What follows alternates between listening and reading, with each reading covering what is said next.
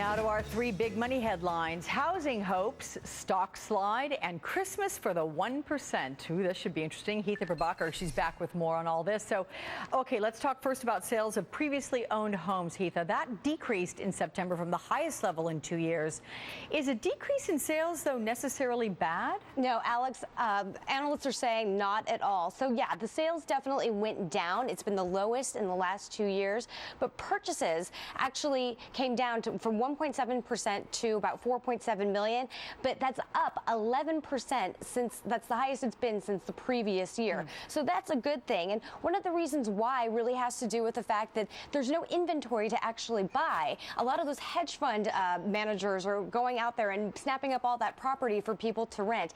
And homeowners now are saying that they want to kind of keep that property, so they're waiting for the good time to sell. So the prices are right. Okay, but there is great news to share in housing starts. Right. Housing starts are up. They've been up to the highest they've been in the last 4 years, since September in the last 4 years. And mortgage rates are also going down and prices are going up. So I think that has to do with that, sort of adds to the optimism about these housing numbers here. What about the earnings season, which kicked off this week? We had some bad news for two of the biggest companies. What happened there? Right. Well, we're talking about McDonald's and Google. And let's go through McDonald's for a second. Investors are certainly not loving it.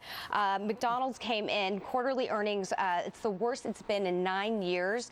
Quarterly income fell 3.5% to $1.4 billion, and sales slipped 0.2% to $7 billion. Now, Google released their earnings statement a little bit early, about 3.5 hours prior to when it was supposed to be released. Investors ended up selling off.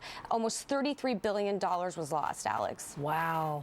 Speaking of wow, holiday spending supposed to grow among the 1%ers. By how much, Hitha, and what do you think they're looking to buy? Right. 1%ers are actually going to add about 35% to the holiday spend, totaling that up to about $600 million, according to a study that came out on American Express. Now, Alex, I'm getting ready to give my holiday list to a 1%er already, because I know I have some high net worth stuff on there.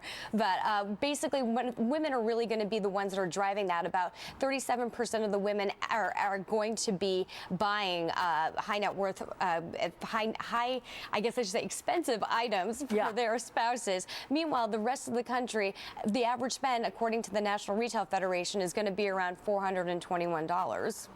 Okay. Well, thank you for the heads up on the holiday spending. We'll see you later. Absolutely. In our 1-minute playback, Bill Maher making fun of the moments